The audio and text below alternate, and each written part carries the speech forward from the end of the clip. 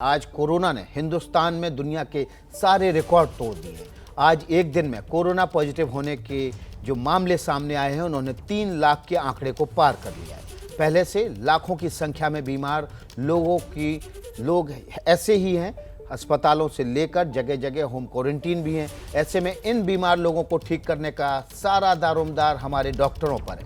वो दिन रात मेहनत कर लोगों को ठीक करने में लगे हैं, इनका इलाज करने में लगे हैं। लेकिन क्या आपने सोचा है कि उनके लिए हालात कितने मुश्किल हैं? वो किस चुनौती का सामना कर रहे हैं?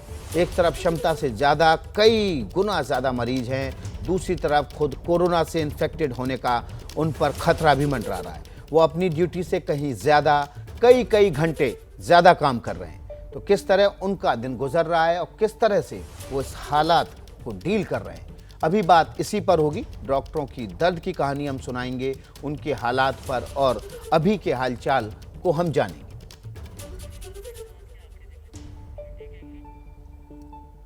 हमारे साथ कुछ खास मेहमान डॉक्टर्स हमारे साथ जुड़ेंगे, लेकिन उससे पहले हम आपको आज के आंकड़े दिखा देते हैं जिन्होंने दुनिया भर के अब तक के सारे रिकॉर्ड्स को ध्वस्त कर दिया है। पिछले 24 घंटे में जो मामले सामने आए हैं उन्होंने 3 लाख का आंकड़ा पार कर लिया। 3,14,835 कुल मिलाकर पिछले 24 घंटे में मरीज सामने आए। 2 से 3 लाख होने में केवल 7 दिन लगे, जबकि 2 लाख का आंकड़ा छूने में 10 दिन लगे थे।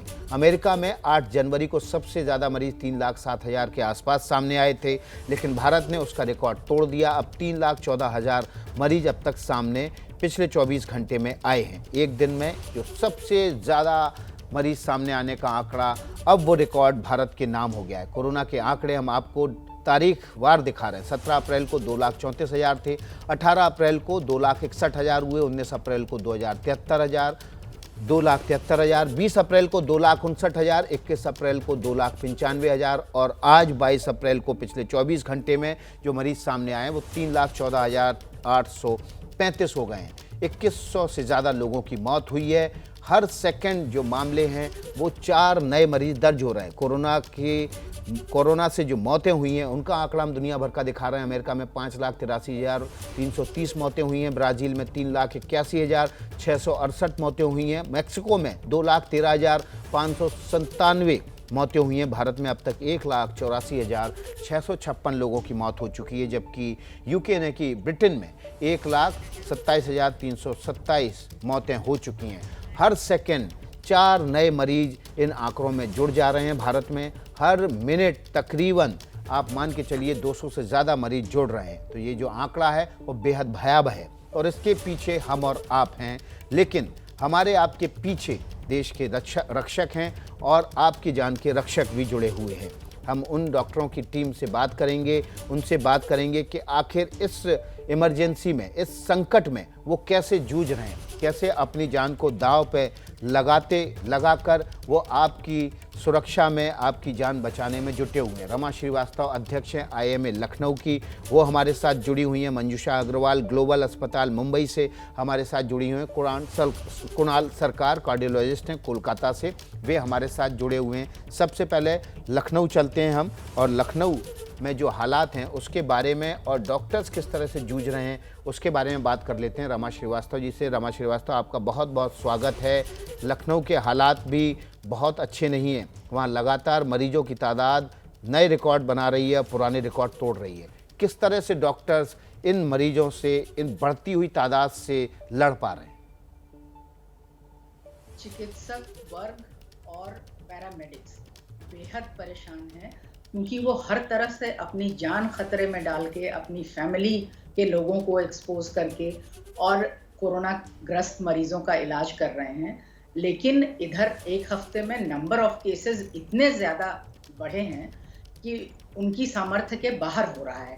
और साथ ही साथ ये परेशानी हो रही है कि सैकड़ों की संख्या में हमारे चिकित्सक और पैरामेडिक्स आइसोलेशन में चले गए हैं, कुछ वेंटिलेटर्स पे हैं, कुछ ICU में हैं। तो उनके जो सेवा करने की क्षमता थी, जो number of doctors and paramedics है, वो भी घट रहे हैं लगातार। और एक सबसे बड़ी परेशानी ये है कि हमारे इन चिकित्सक वर्ग को भी, जो हजारों लाखों की संख्या में मरीजों की जान बचा रहे हैं, उन्हें भी वो सुविधाएं नहीं मिल रही जो उन्हें जीवित रखने के लिए आवश्यक हैं। जैसे सारा हिंदुस्तान जान रहा है कि ऑक्सीजन की कमी हो गई है, बेड्स की कमी हो गई है। एक सीनियर डॉक्टर की जो इलाहाबाद के थे, उनकी मृत्यु तो रात भर वो कार में रहे क्योंकि उन्हें दाखिला नहीं मिला, बेड नहीं मिला और उनकी मृत्यु कार में ही हो गई। तो इस तरह से कई लोग हैं जो बेहद परेशान हैं, उन्हें ऑक्सीजन नहीं मिल रहा, उन्हें बेड्स नहीं मिल रहे। तो अगर हमारे चिकित्सक ही नहीं रहेंगे सक्षम और जीवित और इस लायक कि वो सेवा दे सकें, तो कौन इस चिकित्सा विज्ञान को और चिकित्सा संस्थानों को संभालेगा? कौन मरीजों को संभालेगा? तो मेरी ये गुजारिश है आपके चैनल के जरिए कि हमारे डॉक्टर्स को और पैरामेडिक्स को best of facilities and equipments and oxygen and beds whatever they require ये उन्हें देने का प्रावधान होना चाहिए। लेकिन रमा श्रीवास्तव जी, मैं कुणाल सरकार, डॉक्टर कुणाल सरकार का रुख करूंगा। देखिए, आप बेड बढ़ा सकते हैं, ऑक्सीजन बढ़ा सकते हैं, तमाम जो मेडिकल फैसिलिटीज़ हैं वो बढ़ा सकते हैं, लेकिन नर्सिंग स्टाफ, मेडिकल स्टाफ नहीं बढ़ा सकते। प्रेशर तो आप लोगों पर रोज़ बढ़ता चला जा रहा है।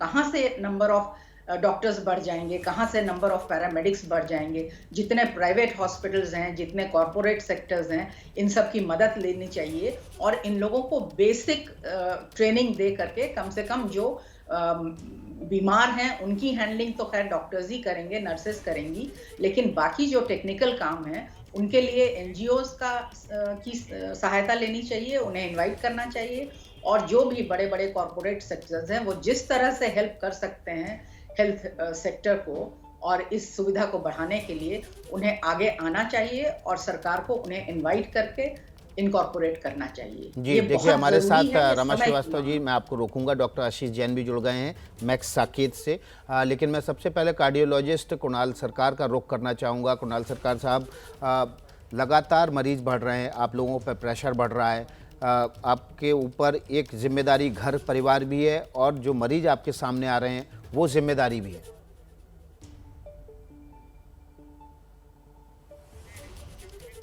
कुणाल सरकार से संपर्क नहीं हो पा रहा है। हम डॉक्टर आशीष जैन का रुख कर लेते हैं। हमारे साथ मैक्स हॉस्पिटल साकेत से जुड़े हैं डॉक्टर आशीष जैन जी।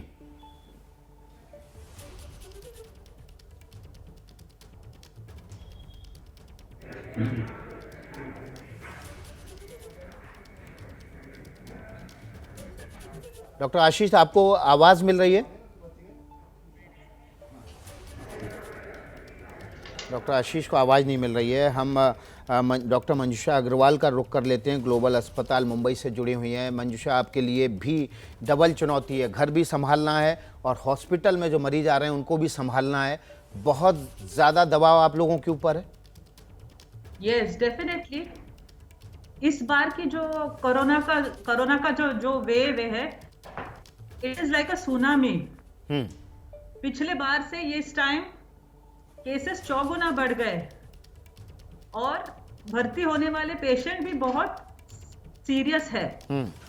बहुत सारे मरीजों को ऑक्सीजन की जरूरत है, हाई ग्रेड फीवर से प्रेजेंट हो रहे हैं। So as compare to last year, this time the condition is very serious. एक पॉजिटिव पॉइंट है कि इस बार all paramedical and medical staff have been vaccinated. So here we have confidence of our vaccination. 2 vaccinations के shot के बाद अगर आपको कोविड भी होता है तो वो माइल्ड है। तो इससे हमारा हौसला और बढ़ गया है। See, it is a war-like situation and we have to fight it. That's my take. जी, हमारे साथ आशीष जैन भी हैं, मैक्स हॉस्पिटल साकेत से जुड़े हुए हैं। डॉक्टर आशीष जैन, अब वक्त आ चुका है, चूँकि पेशेंट की तादाद बहुत ज़्यादा आ रही है, पूरा जो स्वास्थ्य का इंफ्रास्ट्रक्चर है वो चरमरा गया है। जो मेडिकल फील्ड से जुड़े हुए ऐसे मेडिकल स्टाफ जो डेंटिस्ट हैं या आई सर्जन हैं या दूसरे फील्ड से जुड़े हुए हैं, उनको भी अब चाहिए कि वो आके और अपनी जिम्मेदारी निभाएं, क्योंकि पिछली बार हमने देखा था, पिछली लहर में ऐसे बहुत सारे डॉक्टर्स थे जिन्होंने अपने आप को इससे अलग रखा हुआ था।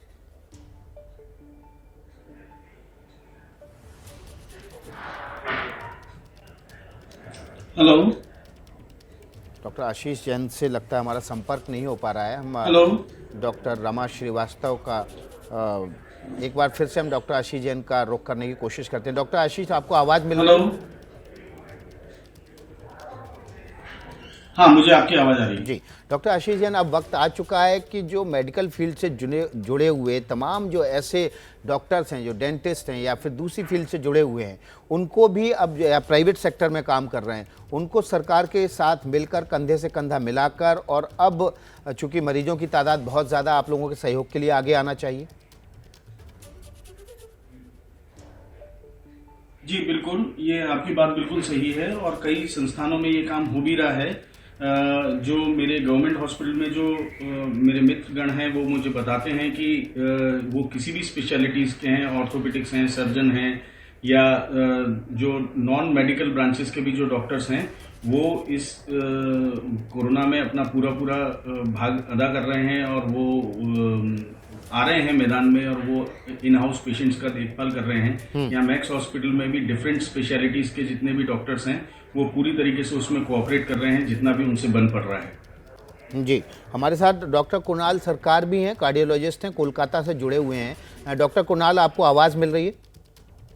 हाँ, आपका आवाज़ सुनाई दे रहा है। जी डॉक्टर कुणाल, मेरा सवाल ये है, ये कहा जा रहा है कि सरकार इस पैंडेमिक को, इस वेव को असेसमेंट करने में नाकाम रही, चाहे राज्य सरकारें हों चाहे केंद्र सरकारें हों, और इसी वजह से अचानक से जो वेव आई उसने सारे इंफ्रास्ट्रक्चर को ध्वस्त कर दिया।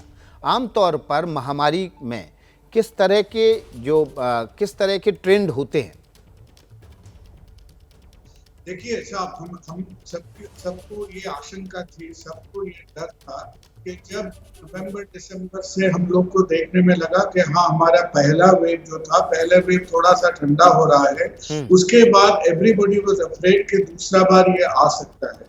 लेकिन हम लोग इसका पॉलिटिकल इलेक्शन इसमें हम लोग जुट गए और इससे हमारा नजर हट गए। दो चीज नहीं हुआ थी, वो है कि जहां जहां पर ये पेंडेमिक का एपिसेंटर था इंडिया में, वहां पे हम लोग एडिक्वेट नजरदारी उठा लिया कि वहां पे अभी कैसा इन्फेक्शन, क्या स्ट्रेन, क्या म्यूटेशन, क्या चल रहा है, इनका हाल हकीकत क्या है, वो हमारा विजन से हट गया। दूसरा बात यही हुआ कि देखिए हम लोग को लगभग 1.5 से 2 महीना टाइम मिला था, जब नासिक के आसपास से एक डेफिनेट सिग्नल था कि इंडिया का सेकेंड वेव वहां से शुरू होने वाला है। ऐसा एपिसोड चाइना में आपको 10 से 12 दफे हुआ है और हर बार वो क्या करते हैं, उसका ऊपर फोकस करते हैं, वहां पर एक कॉन्सेंट्रेटेड कैंपेन करता है, टेस्टिंग, ट्रैकिंग, आइसोलेटिंग, उसमें हम लोग टोटली ढीला पड़ गए। तो in spite of the fact कि हम लोग को 2 महीना को हेड स्टार्ट मिला था, उसको हम यूज कर नहीं सके। और एक अफसोस की बात है कि हम लोग वैक्सीन का परमिशन देने में 1 महीना टाइम वेस्ट किया। 2 जनवरी में हम लोग परमिशन दिया, पहला 14 दिन में हम एक भी वैक्सीन नहीं दिया। 16 जनवरी से हम लोग वैक्सीनेशन स्टार्ट किए। 2-2.5 महीना वैक्सीनेशन थोड़ा सा तगड़ा चल रहा था। अब कल का आंकड़ा देखिए, अभी हम 43 लाख 44 लाख से हम लोग 20 लाख के आसपास आ गया है। तो वन साइड में हमारा हेल्थ केयर फैसिलिटी इंफ्रास्ट्रक्चर एकदम कम पड़ रहा है, दूसरे साइड में वैक्सीनेशन अभी ढीला चल रहा है।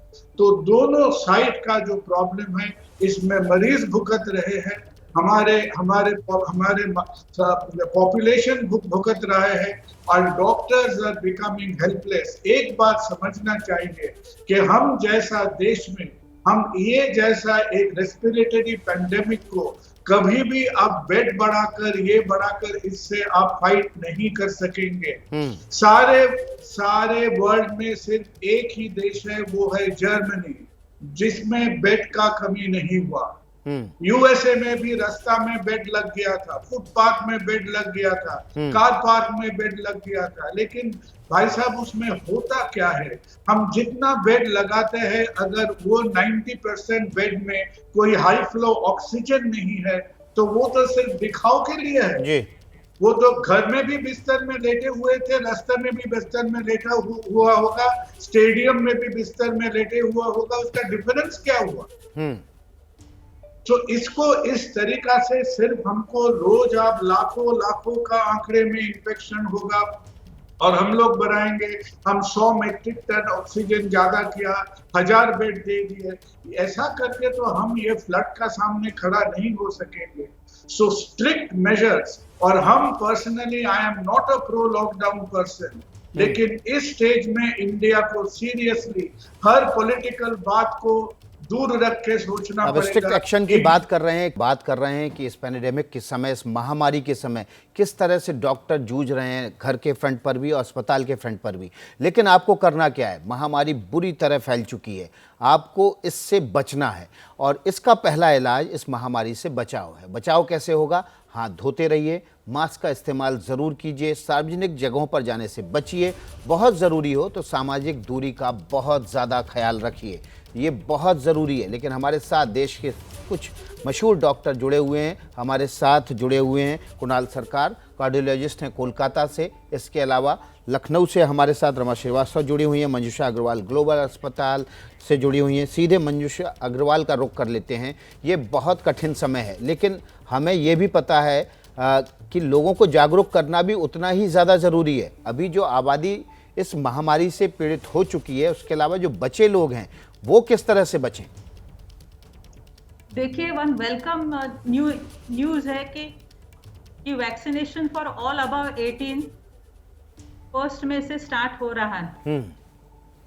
आई थिंक सब लोगों ने इसमें एक्टिवली पार्टिसिपेट होके अपना वैक्सीनेशन करवा लेना है।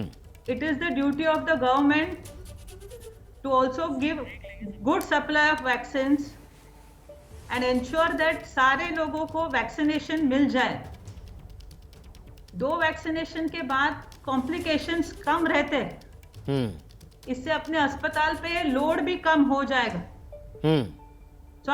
तो मेरा यही सब लोगों से दरख्वास्त है कि प्लीज आप सब वैक्सीनेशन लगवा लें, चाहे वो कोविशील्ड है, चाहे वो कोवैक्सीन है, जो भी वैक्सीन आपके एरिया में मिल रहा है जी, above 18, please all of you get vaccinated. हम बात कर रहे हैं देश के तमाम मशहूर डॉक्टर्स के साथ कि इस पैंडेमिक में, इस महामारी के दौरान जब मरीजों का विस्फोट हो गया है तो किस तरह से चुनौतियों का सामना वे कर रहे हैं। हमारे साथ तमाम डॉक्टर्स जुड़े हुए हैं देश भर के कोने कोने से। सबसे पहले डॉक्टर आशीष जैन का रुख कर लेते हैं, मैक्स हॉस्पिटल साकेत से हमारे साथ जुड़े हैं। डॉक्टर आशीष जैन, जब मरीजों का प्रेशर आपके ऊपर बढ़ रहा है, दबाव बढ़ रहा है, तो फटीग महसूस होती है आपको भी?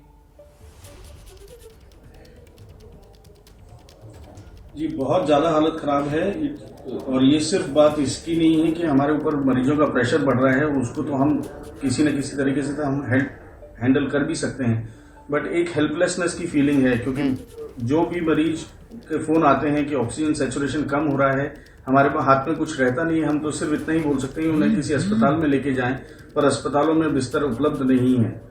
बड़ी भयंकर स्थिति है इस समय, और वो मानसिक रूप से बहुत ज़्यादा ड्रेन आउट करने वाली है और काफ़ी परेशान कर देने वाली है, क्योंकि इस समय हम कोशिश करते हैं, हम भरसक प्रयत्न करते हैं कि हम अपने मरीजों का इलाज कर सकें और उन्हें नया जीवन दे सकें और इस परेशानी से बाहर निकाल सकें।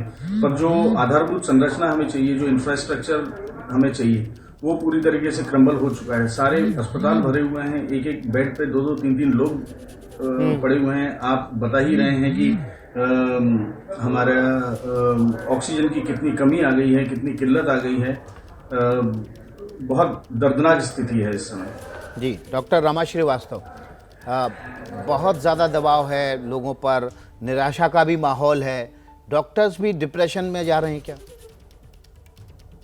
डॉक्टर्स भी डिप्रेशन में जा रहे हैं। वर्क ओवरलोड से उन्हें बहुत परेशानियां झेलनी पड़ रही हैं। कुछ डॉक्टर्स तो 6-6, 7-7 दिन सो नहीं पा रहे हैं। 1 घंटे 2 घंटे की नींद अगर किसी तरह से हॉस्पिटल बेड में किसी कोने में टेबल पे मिल जाए तो वो भी गनीमत है। और साथ में पैरामेडिकल्स का भी यही अंजाम हो रहा है। उसके अलावा सुविधाओं की खासी कमी है, डॉक्टर्स की खासी कमी है, स्टाफ की कमी हो रही है और नंबर ऑफ पेशेंट्स इतने ज्यादा हैं कि कोप अप कर पाना बेहद मुश्किल हो रहा है।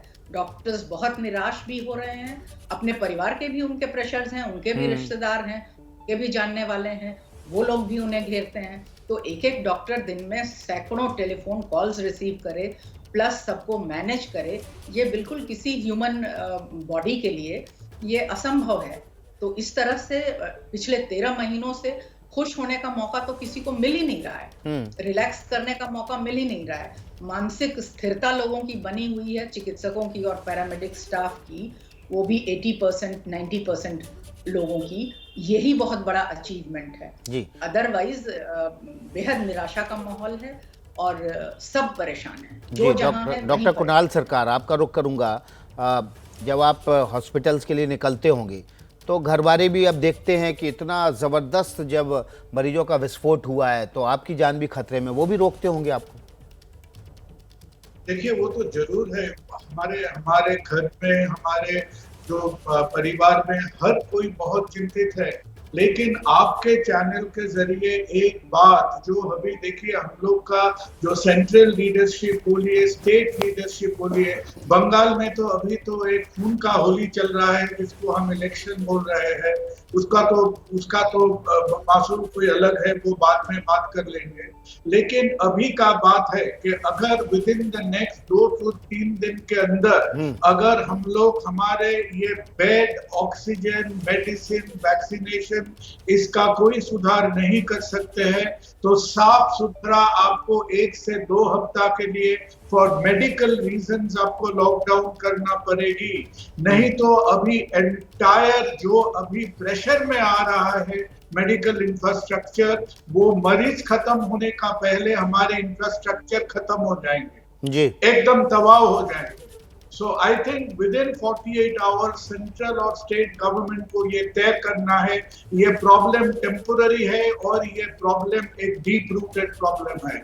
अगर ऐसा कोई उपाय नहीं है, बेड नहीं है, ऑक्सीजन नहीं है, मेडिसिन नहीं है, वैक्सीनेशन अभी लड़खड़ा रहे हैं, अगर ये 4 फ्रंट में हम लोग का कमी चल रहा है तो भाई साहब 1 से 2 हफ्ता के लिए एकदम पिछले बार हम लॉकडाउन किए हमारे पीक इन्फेक्शन का 3 महीना पहले। The timing was entirely wrong. I am not a pro lockdown person, लेकिन मेडिकल इंफ्रास्ट्रक्चर, डॉक्टरों के ऊपर, मेडिकल मैन पावर के ऊपर, मेडिसिन का ऊपर, ऑक्सीजन का ऊपर अभी जो तांडव चल रहा है, अगर उसको संभालना है तो 1 से 2 हफ्ता के लिए the lockdown has to come for medical reason only. बिल्कुल। डॉक्टर मंजूषा अग्रवाल भी हमारे साथ बनी हुई हैं। डॉक्टर मंजूषा, जब आपके साथी, जब आपके सहयोगी डॉक्टर्स बीमार होते होंगे, डर लगता होगा क्योंकि हालात तो बहुत ज़्यादा बिगड़ रहे हैं, बिस्तर भी नहीं मिल पाता कई बार।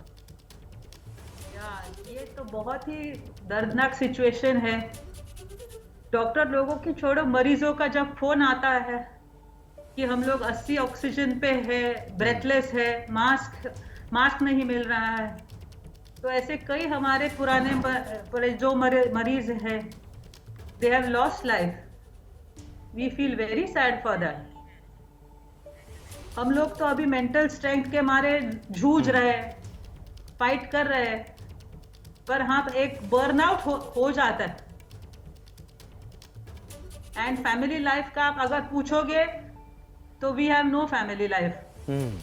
आई am working 18 hours continuously with patients, so there is no family life. There is intense mental and physical strain on the doctors. And as rightly said, जब कोरोना बाहर बढ़ गया है, आपको घर के अंदर रहना है। A strict lockdown for even 3 to 4 weeks will ease out pressure, will prevent more transmission. So it is very important at the peak of pandemic, सबको अपने घर में बैठ जाना है। बहुत बहुत शुक्रिया डॉक्टर मंजूषा अग्रवाल, हमारे साथ आप बनी हुई थी। तमाम जो मेहमान हमारे साथ जुड़े हुए थे, डॉक्टर रमा श्रीवास्तव, डॉक्टर कुणाल सरकार, डॉक्टर आशीष जैन, बहुत बहुत शुक्रिया आपका सबका। आपने देखा डॉक्टरों का दर्द है इस पैंडेमिक में, इस महामारी में जिस तरह से मरीजों का विस्फोट हो रहा है, उसका सीधा असर डॉक्टर्स पर, मेडिकल और नर्सिंग स्टाफ पर पड़ रहा है। उनकी भी अपनी जो निजी ज़िंदगी है वो पूरी तरह से लड़खड़ा गई है, और जब साथी सहयोगी भी बीमार होते हैं तो और ज़्यादा उनके लिए ये सदमा पहुंचाने वाला होता है। न पाबंदी हो न कोई हद हो तो बस खुद बनाई सरहद हो। ये मुहिम है परतों में छिपे हर सच की तलाश की, सियासत पर रखी पैनी नजर और आंख की, खबरों की दुनिया में एक जिम्मेदार आवाज की, जुर्म और जुल्म के खिलाफ हर बेबस के लिए इंसाफ की। जब कोई हद नहीं इंसानियत के लिए जज्बात की, जब कोई हद नहीं खुशियों और ख्वाब की, तब कोई हद क्यों हो नए नजरिए और बदलाव की। तोड़ के हदों के ताले, नए सपनों को पाले, बांधे सबको एक धागे, आपको रखे आगे एबीपी न्यूज।